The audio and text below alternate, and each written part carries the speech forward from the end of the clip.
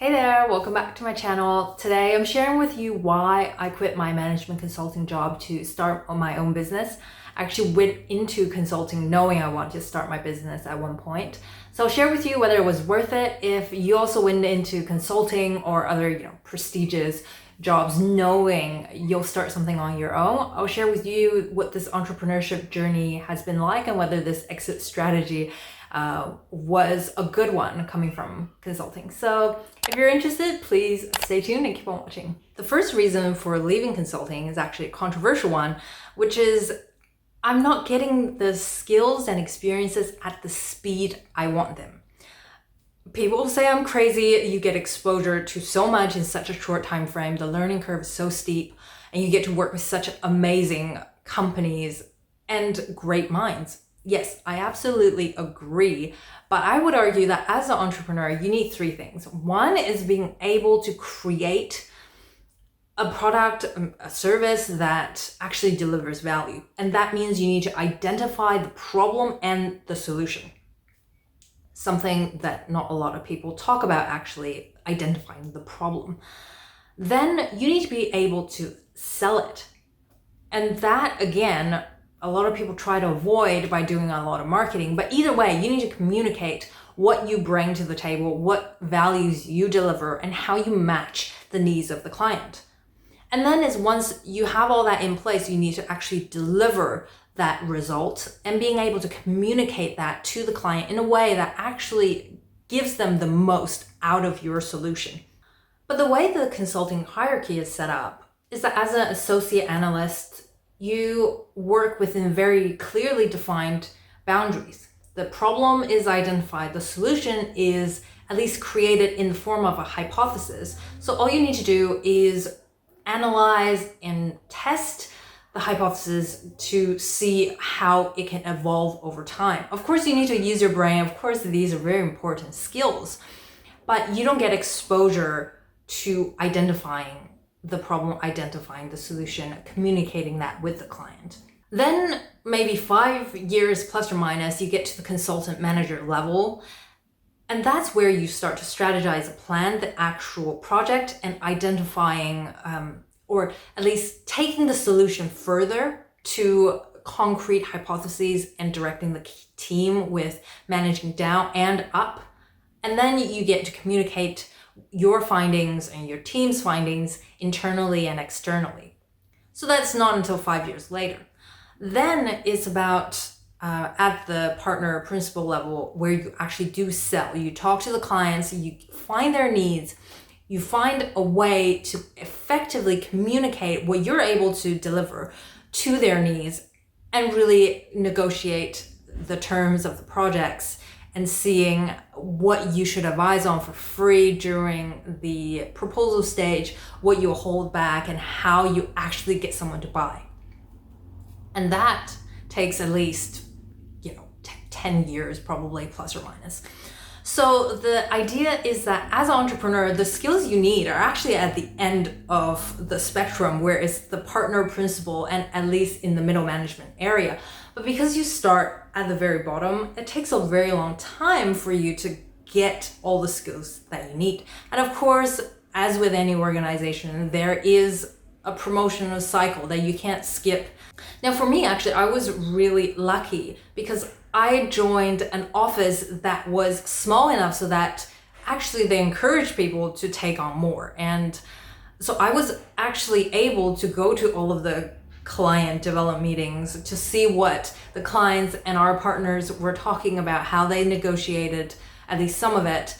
I was able to do the presentations to clients, senior clients, C-level clients. So I was lucky and I really enjoyed that part of my job. But as the offices got bigger and there are more layers and you lose access to some of that startup-esque access at the beginning. And that's why for me, it wasn't moving fast enough and I needed to build up more of my skills with real experience. Comment down below if you've ever felt like you're not in control of your own development, and even though you can do more, you're not allowed to because of some arbitrary promotion cycle. The second reason for leaving consulting was because no strategy was ever implemented by one person or two people. As I expected for my business to start with, it was just with myself. So the strategies are created by a very small team of, 1, 2, 3 people, usually. But the actual implementation always took huge teams. Of course, the clients, a lot of them are publicly traded. A lot of them are very impressive companies with great teams to implement those strategies. But I wanted to just experience it firsthand. Once I have a strategy that works for companies and big and small, how do I make sure that I can deliver the most impact with just one person or two people, so that when I work with clients who are small business owners, that they can also get the most out of a strategy without a team. I started my own business as a solopreneur. It's definitely difficult. It's hard to motivate yourself. It's hard when you're not accountable to anyone. If you put the work in, you get something done, but if you don't hit that deadline, well, just push it down the line, right? No one is there to keep you accountable. So definitely it's hard. And that's why when I work with our clients who are also small businesses, they talk about, oh my God, it's like having a co-founder I never had because someone's actually there to push me. So I think that's definitely very important and something I didn't realize was going to be a big problem when I first started. So there is only so much you can get out of consulting with big companies, because it's a different reality when you start your own thing and you're by yourself, or maybe you're with a co-founder and you need to push things forward and implement all of these strategy and all of these plans.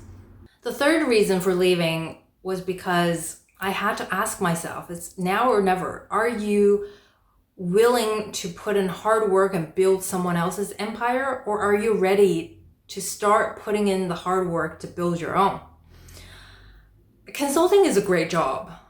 It's challenging, it's interesting. You get to work with smart people. You get to get paid pretty well.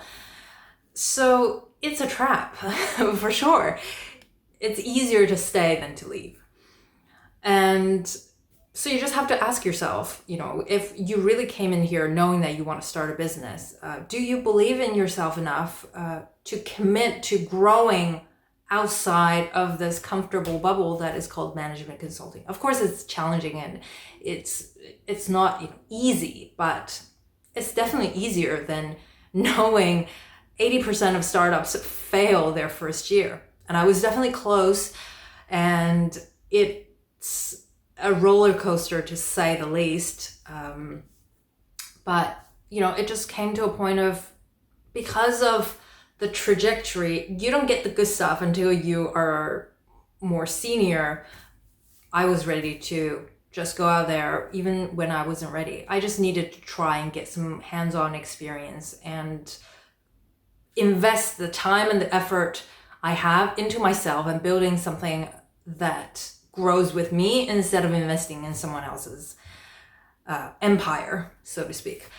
If you're a management consultant or in any other prestigious jobs and you're thinking about starting your own company, at one point you just gotta call it and say, okay, I'm not ready, but I just gotta start my business, because you're going from 0 to 1 as an entrepreneur, and all of your other business experiences give you that 1 to 1,000. Something is already built. You have the structure. You just need to improve it. Whereas starting your own business means going from scratch, from nothing, and creating something out of it.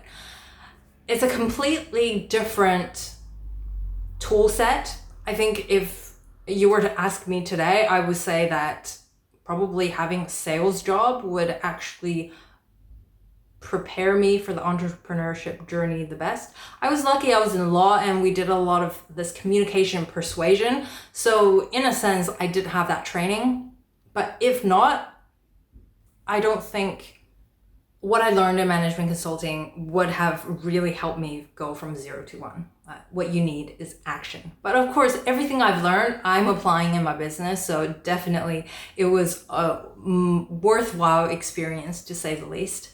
Find me on LinkedIn, DM me on Instagram. I love to connect with professionals turned business owners. I've done this without funding, I've done this without employees, and it still blows my mind today that just with the internet and myself, I can reach people around the world. I can create a business that lets me live such a free lifestyle and skip all of those years of building up tenure and really getting the experiences that I want to get out of life. So I'm biased, but this roller coaster of entrepreneurship is definitely worth it if you're unhappy with what you have right now and want to invest in yourself. So please reach out, give this video a like if you found it helpful, subscribe if you haven't already, and yeah, I'll see you in the next video.